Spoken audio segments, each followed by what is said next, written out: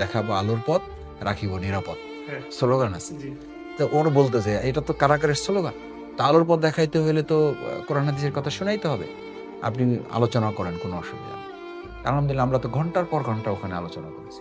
অন্য সাধারণ বন্দীরা কারারক্ষীদের অনুমতি নিয়ে, এটা বলতে আপত্তি নাই, মানে ঘুষ দিয়া, ওই যে মানে 100 টাকা 200 টাকা দিলে ওই এক সেল থেকে আর এক সেলে যেতে দিত। 100-200 টাকা খরচ করে জেলখানার মতো জায়গায় আমাদের ওই ওয়ার্ডে এসে আমাদের প্রোগ্রামে অ্যাটেন্ড করত। আমরা সাধারণত জোহরের পরে আলোচনা করতাম, তো আসরের পরে আলোচনা, আসরের পরে অনেক সময় করা যেত না কারণ লক আপ হয়ে যেত। তো জোহরের পরে সাধারণত আমাদের আলোচনাগুলো হতো, আমরা অনেক সময় একসাথে খাওয়া দাওয়া করতাম। এই জন্য আমার 6টা ঈদ তো আমি একদম টানা করেছি। একটা ঈদে আমি আমাদের মাওলানা মতিউর রহমান নিজের ভাইকে পেয়েছি, উনি ওইটাতে ইমামতি করেছিলেন। ওনার সাথে যখন আমার প্রথমবার দেখা, অর্থাৎ আমি ঢুকেছি, তখন আমি হাঁটতে পারি না, তখন আমি হুইল চেয়ারে চলি, আর 2 পাই আমি ফেলতে পারতাম প্রায় 6.5 মাসের। তো হুইল চেয়ারে করে আমি ওনার ওখানে গেলাম, দেখা হলো, উনি আমাকে জড়িয়ে ধরলেন। আমার এখনো মনে আছে যে আমার কপালে চুমু খেলেন, খেয়ে বললেন যে শুনেছি যে তোমার মাথায় ওরা আঘাত করছে। তো আমার মাথাটা উনি অনেকক্ষণ বুকের সাথে রাগিয়ে রাখলেন, আমার কানের কাছে বলতে থাকলেন যে শরীরে যাই হয় হোক, কি তোমার মাথাটা কি ঠিক আছে, কাউকে কিছু না বললে আমাকে বল। আমি বললাম যে আপনি জামাত আলহামদুলিল্লাহ, আমার মাথায় একটু অসুবিধা হয়েছিল, এখন আল্লাহর রহমতে ভালো আছে।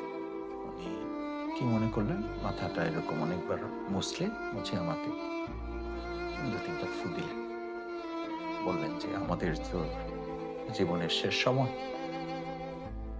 আল্লাহ তাআলা তোমাদেরকে দিয়ে আন্দোলন চালাবে, তোমাদের ভালো লাগে, তোমরা সুস্থ থাকো, মন খারাপ করো না, আমরা শেষের পথে চলে আসছি। এবং উনি আমার কথা, আমার কাছে মনে হয়েছে আমি এখন আমার কষ্টের কথা বলে আসলে আমার চোখে পানি আসছে।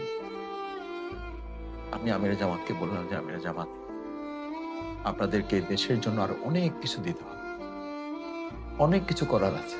বললে মাসুদ, আমার মন বলে আমাদের সময় শেষ হয়ে আসছে, এখন তোমাদের পালা, তোমাদেরকে দেখতে হবে। এটা বলে উনি আদর করে দিলেন, দোয়া করে দিলেন, এরপর নামাজে ইমামতি করলেন। আমার কাছে মনে হয়েছে বাইরের অনেক ঈদের চেয়ে আমার জীবনের ওটা শ্রেষ্ঠ।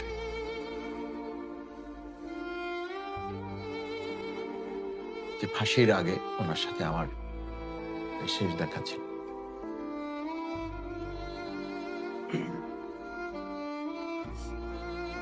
আমি দুঃখিত যে স্মৃতির মন্থন করতে গিয়ে আসলে তো আমাদের জীবনের অংশ, এগুলো এই জন্য খুব মনে করার চেষ্টা করি না।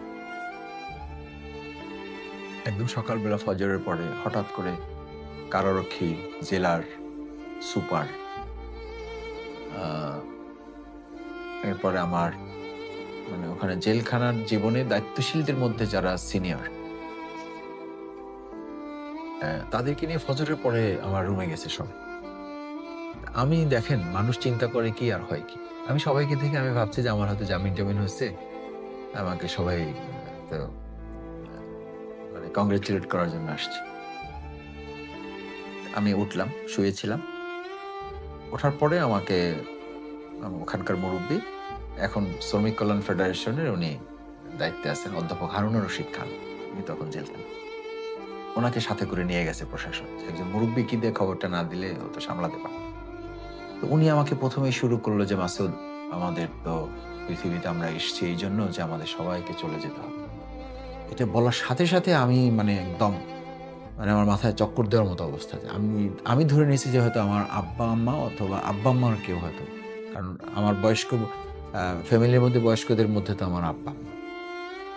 আমি ভাবছি যে আব্বা আম্মার কোনো দুর্ঘটনা ঘটছে। আমি সাথে সাথে হারুন ভাইকে বললাম যে হারুন ভাই, আপনি কোনো আলোচনা করার দরকার নেই, কি হয়েছে আপনি বলেন, কি দুর্ঘটনা ঘটছে এটা বলেন। কারণ আমি তো এগুলো তো আমরাও করেছি, সান্ত্বনা মানুষকে দিয়েছি। আমি তার প্রথম লাইন শুনি আমি বুঝতে পারছি যে সামথিং হ্যাপেন। উনি বললেন যে মাসুদ, তুমি তো দায়িত্বশীল, তোমাকে ধৈর্য ধরতে হবে, মানুষ তো পৃথিবীতে চলে যাওয়ার জন্যই আসছে, আমরা কেউই তো থাকবো না। তো তখন বলল যে আমার মেজ ভগ্নিপতি উনি একটা স্কুলের হেডমাস্টার ছিলেন। তখন আওয়ামী লীগের বলা যায় যে আওয়ামী লীগের অত্যাচারই আসলে উনি মারা গেছে। এত নির্মম অত্যাচার করেছেন মানসিকভাবে, শারীরিকভাবে। স্কুলে জয়েন করতে দেয় নাই, ক্লাস করতে দেয় নাই, অব্যাহত নির্যাতন। যে খুব সিম্পল মানুষ ছিলেন, একেবারে নরম মনের মানুষ ছিলেন। আমাদের ৫ ভগ্নিপতির মধ্যে উনি ছিলেন সবচেয়ে সহজ সরল, কিন্তু খুব আলেম মানুষ ছিলেন। মানে আমরা ৫ ভগ্নিপতি এক জায়গায় হলে, আমরা ৪ ভাই এক জায়গায় থাকলে, আব্বা থাকলে আব্বা ওনাকে বলতেন যে তুমি, শাহজাহান ছিল নাম, যে তুমি ইমামতি করবে। মানে সবাই মিলে তাকে ইমামতি দিবে, এত ভালো মানুষ ছিল। তো উনি ওনার ইন্তেকালের খবর পেয়েছি। এরপরে আমার আরো বেশ ৪-৫ জনের ইন্তেকালের খবর জেলখানায় আমাকে ধারণ করতে হয়েছে। আমি তখন এটা বুঝতে পেরেছি যে, এবং এটার সাথে আরেকটা কথা না বললে নয়, যে আমি লাস্ট যেবার বের হয়ে আসি, মানে আমার মুক্তি, ৩ বারের বার আমার কিন্তু মুক্তি হয়েছে। মানে এরপর আর যাওয়া হয় না। না মানে হ্যাঁ, এরপর আর যাওয়া হয়নি। ৩ বারের বার আমার মুক্তি। সেই মুক্তিটাও একটা মৃত্যুকে কেন্দ্র করে, না হলে আমার মুক্তি হতো না। এবং সেটা হলো আমার শ্বশুরা রাত ৩:৩০টার সময় আমাকে এক কারারক্ষী মেসেজ দিল যে আমি যখন আসি তখন আমাকে জানানো হয়েছে যে আপনাকে যেন জানাই যে আপনার শ্বশুর ইন্তেকাল করেছে।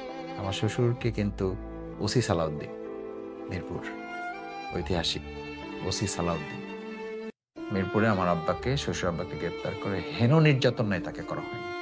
ওই দিনই তিনি স্ট্রোক করেছিলেন। অথচ দেখেন স্ট্রোক করেছেন, এইটা আমাকে না বলে আমাকে বলা হলো যে উনি খুব ভালো আছেন, আপনারা চাইলে দেখা করতে পারেন। মানে এটা আরেকটা নাটক, এবং এটা আরেকটা নির্মমতা, এটা আরেকটা উপহাস। আমি তো তখন যেতে পারি না প্রশাসনের কাছে, মানে প্রশাসন যাবো কি, মানে আমাকে তো দৌড়নের উপরে রাখছে।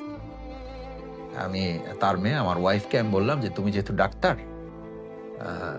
তুমি যাও, তুমি মেয়ে আবার ডাক্তার। আলহামদুলিল্লাহ আমার ওয়াইফ এখন আই স্পেশালিস্ট, চক্ষু বিশেষজ্ঞ, একটা প্রাইভেট হসপিটালে টিচার, রেজিস্ট্রার, এবং সেখানে চেম্বার। তো ও বললো যে তাহলে তো ভালোই হয়, আব্বাকে একটু দেখে আসি, মনটা খারাপ।